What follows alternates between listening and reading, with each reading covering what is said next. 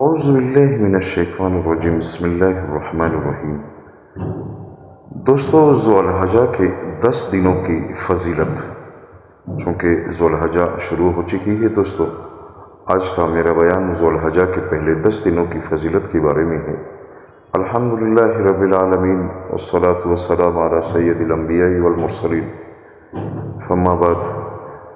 میرے محترم بھائیوں اور بہنوں، اللہ تعالیٰ نے سال کے کچھ دنوں کو خاص فضیلت عطا فرمائی ہے، اور انہی مبارکہ دنوں میں ایک عظیم نعمت ذوالحجہ کے پہلے 10 دن ہیں۔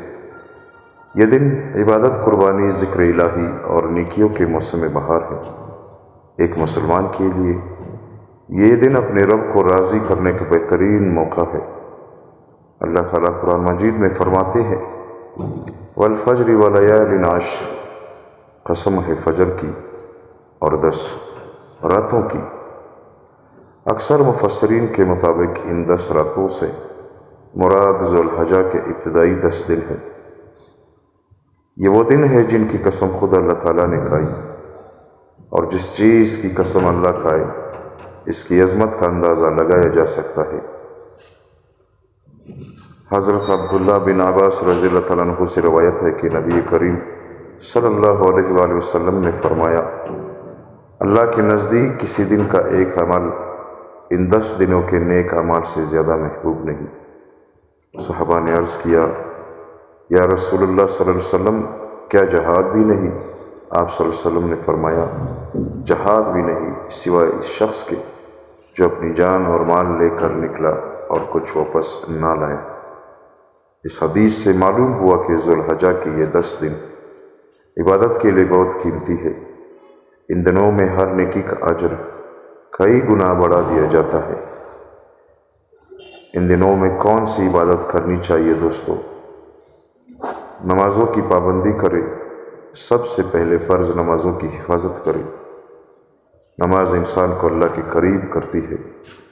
کوشش کرے کہ نماز باجماعت ادا کرے۔ دوسرے نمبر پر ہے میرے بھائیوں اور دوستو ذکر الہی۔ ان دنوں میں سب سے زیادہ سبحان اللہ، الحمدللہ، لا الہ الا اللہ، اللہ اکبر کا ورد کرے۔ صحابہ کرام ان دنوں میں بازاروں اور گھروں میں تکبیرات بلند کیا کرتے تھے۔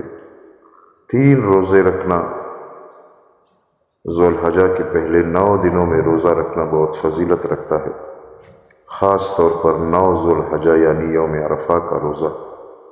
نبی کریم صلی اللہ علیہ وسلم نے فرمایا، یوم عرفہ کا روزہ گزشتہ 1 سال اور آنے والے 1 سال کے گناہوں کا کفارہ بن جاتا ہے۔ چوتھے نمبر پر ہے دوستو توبہ اور استغفار۔ یہ دن اللہ کی طرف لوٹنے کے دن ہے۔ اگر ہم سے گناہ ہوئے ہیں تو سچے دل سے توبہ کرے، کیونکہ اللہ تعالیٰ توبہ کرنے والا، توبہ قبول کرنے والا ہے۔ نمبر 5 میرے بھائی اور دوستو قربانی۔ ذوالحجہ کی سب سے بڑی عبادت میں قربانی شامل ہے۔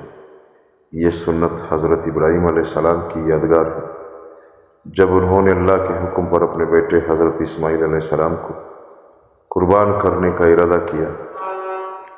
اللہ تعالیٰ کو جانور کا گوشت یا خون نہیں پہنچتا، بلکہ بندے کا تقوی پہنچتا ہے۔ یوم عرفہ کی عظمت۔ 9 ذوالحجہ کا دن بہت عظیم دن ہے۔ اسی دن میدان عرفات میں لاکھوں حاجی جمع ہوتے ہیں، اور اللہ تعالیٰ اپنے بندوں پر خصوصی رحمت نازل فرماتا ہے۔ حدیث میں آتا ہے کہ اللہ تعالیٰ عرفہ کے دن سب سے زیادہ لوگوں کو جہنم سے آزاد فرماتا ہے۔ ہمیں کیا کرنا چاہیے میرے عزیز دوستو؟ یہ 10 دن بہت جلد گزر جاتے ہیں۔ ہو سکتا ہے اگلے سال ہمیں یہ مبارک دن نصیب نہ ہو، اس لیے ان دنوں کی قدر کریں، نمازوں کی پابندی کریں، قرآن کی تلاوت کریں، والدین کی خدمت کریں، صدقہ و خیرات کریں، رشتہ داروں سے حسن سلوک کریں، گناہوں سے بچیں، اور اپنے دل کو اللہ کی محبت سے بھر دیں۔